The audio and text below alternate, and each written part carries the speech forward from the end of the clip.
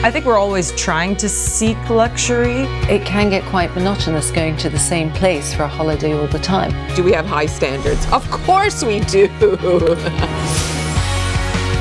The members that we have in the club, they're obviously towards the top 1% of affluent society. The butlers are forever rolling out red carpet.